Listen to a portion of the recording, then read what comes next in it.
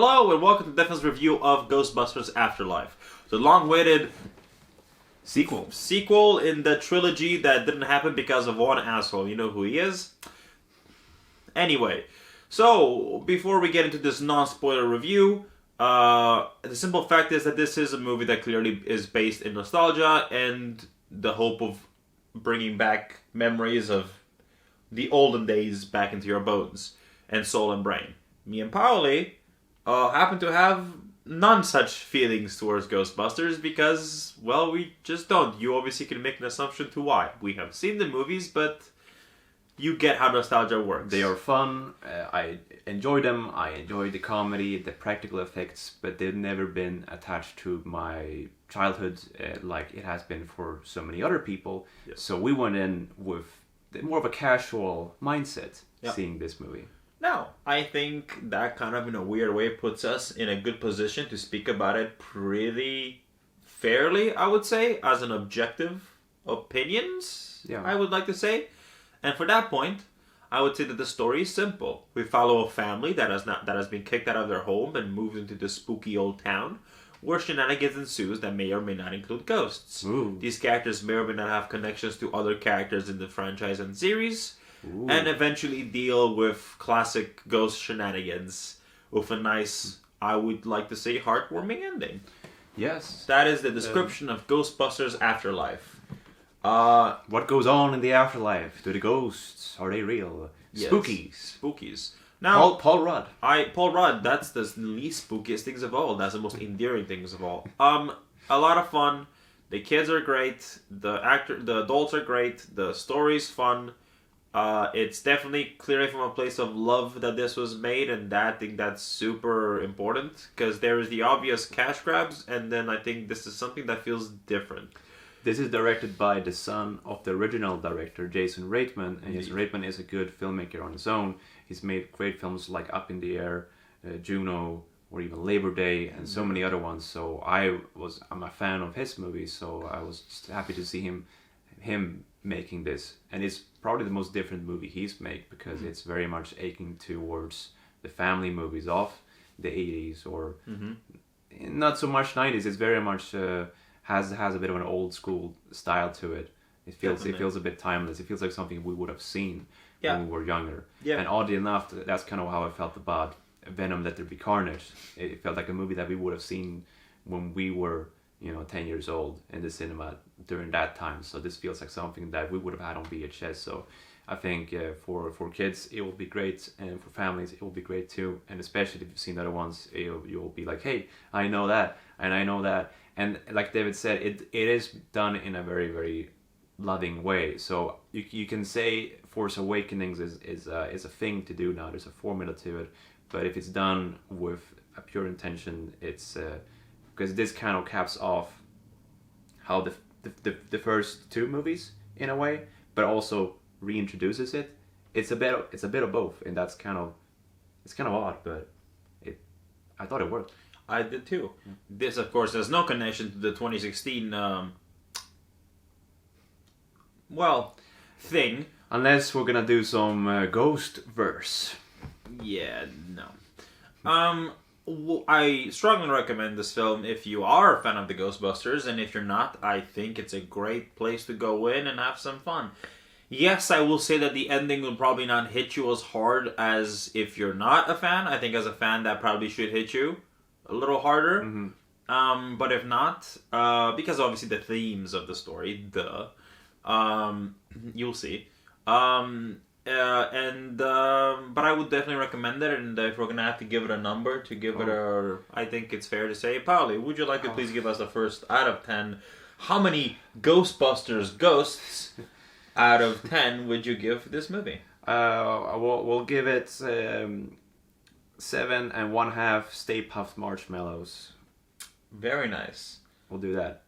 All right. I feel like I'm kind of on the same boat. Again, I'm trying to deal the whole sorting voting system, which I think for movies is pretty blah. Oh, we haven't done this in a while. And No, this is we the haven't. first review We've done it over a ages. year. So But I feel like I'd probably go for like an 8, personally. I feel like I can easily probably put this on casually. I think it's that kind of movie where like if I really felt like putting on something, I'd be like, you know what, I can put this on.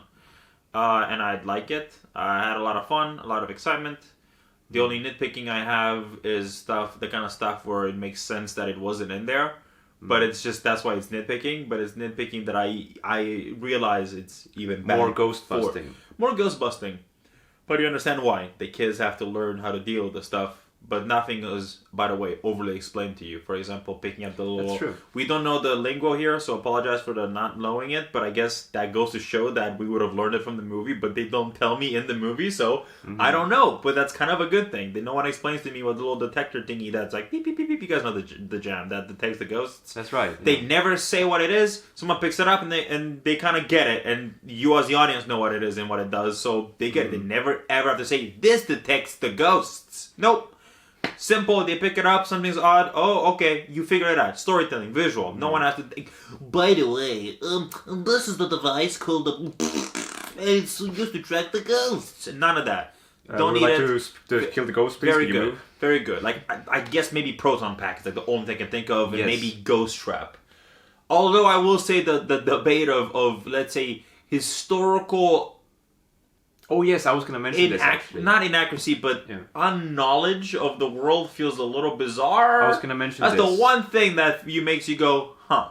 Because ghosts clearly exist. and if you were a kid, wouldn't you know? Addressed in a one line, that hasn't been ghosts for 30 years, that's about it. It ends tonight, sorry. That was a reference to something much more terrible. Tonight. This movie... Anyway, let's not talk about that. I'm not editing this, David. Oh, I'm sorry, a little bit. And you're talking about Halloween Kills. Yeah, I am talking about Halloween Kills. Disgusting. Anyway, so wonderful movie. I'd recommend you go watch it. It's super fun. It doesn't push things down your throat that badly, in my opinion. I think it's quite smooth for what it's supposed to be, and especially for a movie like this, yes, it is the best way to have done it if it had to be done.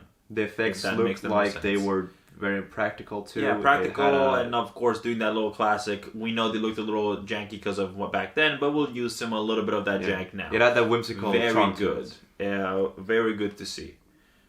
So we recommend. Please go watch Ghostbusters Afterlife. Hey, we got to see it early. Wasn't that cool? 3 weeks before the rest of the world. So when it does come out in your corner of the world, go see it. It technically hasn't even come out in our corner of the world. We just literally got lucky. So, go watch it. You'll like it. You like Ghostbusters, you'll like it. You don't like Ghostbusters, I guess you won't like it. If you don't care about Ghostbusters, you probably have a good time. If you're at all interested and feel like, so take it from us too. I ain't afraid of no ghosts. I ain't afraid of no ghosts either. I will say... You are, David. I'm very afraid of ghosts. They're terrifying, spooky, ghosty. Ugh. They go through you. Ew. Permission, please. I love it. I will say I'm more nostalgic about the music than I am the movies. I used to watch MTV as a kid, back when MTV did music.